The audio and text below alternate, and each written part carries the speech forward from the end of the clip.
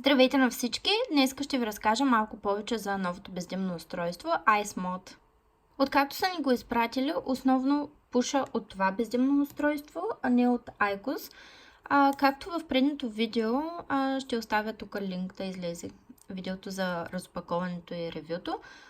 Бяхме споменали, че самото устройство има два холдера, което автоматично означава, че няма да има такова чакане за зареждане на холдера, за да се пуши. Другото нещо, което на мен лично много ми допадна, е това, не го бяхме забелязали веднага, но тук ще изпуших една цигара и реших да оставя. Когато се маха се директно цялото капаче, обаче ето тук отдолу може да видите всъщност, че има такъв предпазител, където нагара да не остава по самия нагревател, ами направо се излиза заедно с стика. И ето стика. И така няма опасност самият тютюн да остане вътре в нагревателя, както има при iQOS. Искам само да ви покажа разликата с няколко стикчета. Например, това стикче е пушено с iQOS и даже и тук така отстрани има изгореничко, докато при този няма чак така и самия стик след пушене изглежда доста по-добре. Другото, което може да се счита като полезно е, понеже има такъв предпазител. Знам, че в iQOS групата много хора бяха писали за такива предпазители, допълнително да се слагат в самия холдер, но тук няма нужда от такъв и самото почистване е доста по-лесно и въобще няма нужда от толкова много играчка, както е при iQOS. Ето тук в момента се зарежда един холдер, може спокойно да се пуши от другия. Аз съм го заредила на Max, горе-долу не знам точно, не съм пресмятала колко излизат. Около една кутия стейкове може да се изпушат.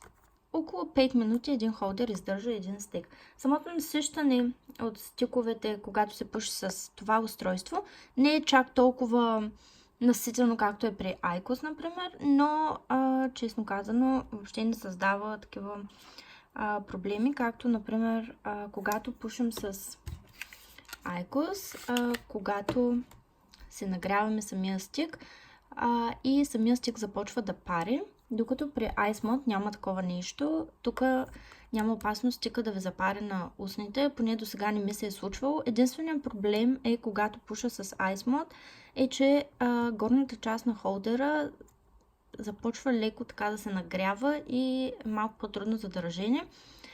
Понякога и долната част, но поне стиковете не са горещи.